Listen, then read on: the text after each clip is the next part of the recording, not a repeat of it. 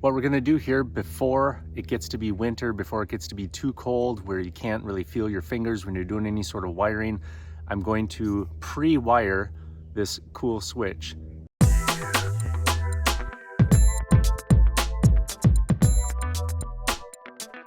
It's an LED light bar switch because eventually this is gonna go away and eventually we are going to have a light bar and a front bumper, but I wanna do the pre-wiring first before it gets too cold out here.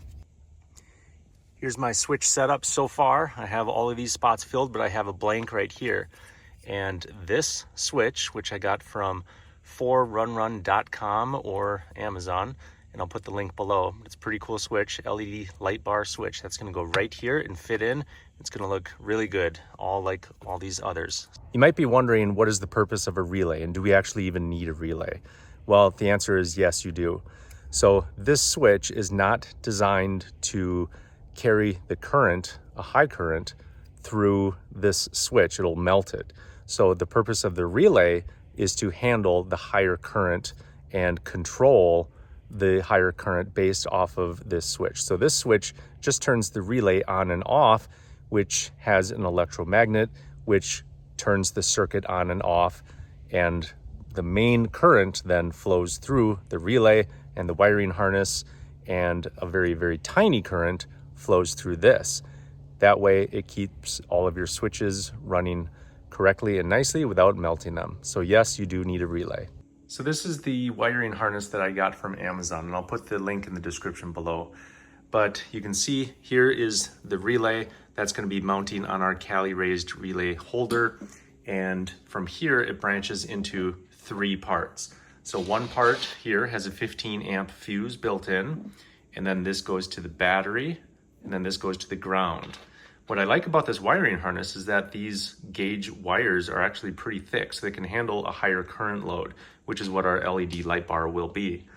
The other strand goes to this, which eventually goes to this switch, which we are going to get rid of this switch, and we are going to put this switch instead.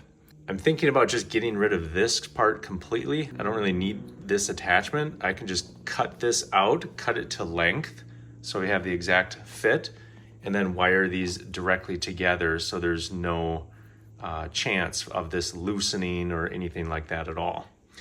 And then the third part coming from the relay is what goes to the light bar. And we are also going to cut this and get rid of this. We're going to cut this to length and put I probably eventually will just fuse it together with a soldering joint directly to the light bar. But for now, I just want to test the light bar, so we'll put a different adapter on there. So this wiring harness will need a little bit of adaptation to make it all fit and look nice. So you've seen this before, where basically what we do is we go through the firewall. So we run this wiring harness right through down in there. So we're going to take this apart and we're going to try to push it through there and get the correct measurement. And then the relay is going to be mounted to right here. I have a few other spots for relays already. This is the Cali raised relay mounting. I have 2 other spots, and I'll put that one right there. I'm actually first going to cut this off so it can actually fit through that firewall much easier than having this big plug try to push its way through. I'm just going to push this right through that firewall, this rubber grommet. Okay, on the inside, here's that firewall, and you can see right here. So we'll just pull that through a little ways. Actually, I think we're going to have enough room with this wiring harness to just mount this right on here and have it pass all the way through there. Have enough room so we don't need to cut this and extend our switch. Remember, this is that switch, so all this whole extra piece we can just get rid of. So that actually works really well. So right now I'm just going to take this little metal bracket right off. I'm going to mount it right onto there and then pull this to see how much room we actually have to work with. I guess this has to be able to reach the battery, which there's plenty of line right there. So that's good. So remember on how to get this little bracket off so it can slide onto the relay holder. Just use my Leatherman. I actually use this thing for a lot. So this is a very, very good Leatherman. It's the free P4. So I use this thing all the time. Okay, so the first step is we use this tool, pry underneath a little bit. So now we have that pushed forward a little bit, enough where we can get this tool underneath this side now. There we go. Okay. Now we have that clip off. Now this can fit right back on there.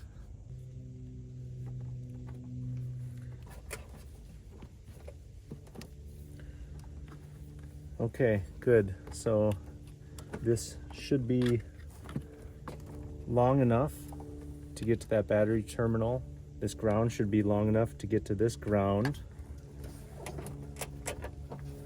This is the line that's going to go to the light bar. So we'll let that dangle for a little bit. And we have some extra line for the switch, so we're going to pull that the rest of the way through.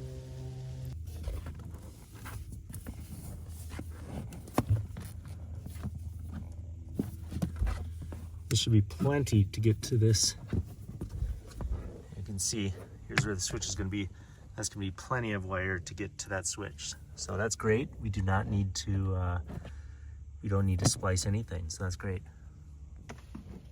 Now in order to keep things organized, I'm going to put a label on this so I know which relay goes to which.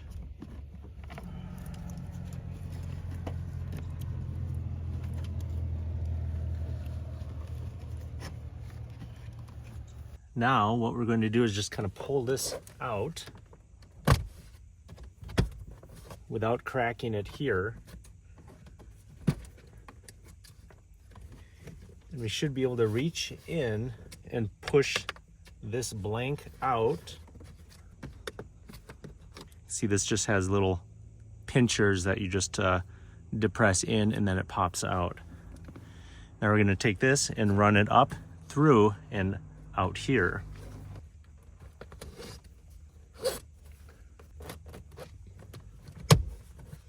Now this gives us some room to work with. Before you do any wiring of the switch, you want to make sure it is not connected to the actual battery of the vehicle.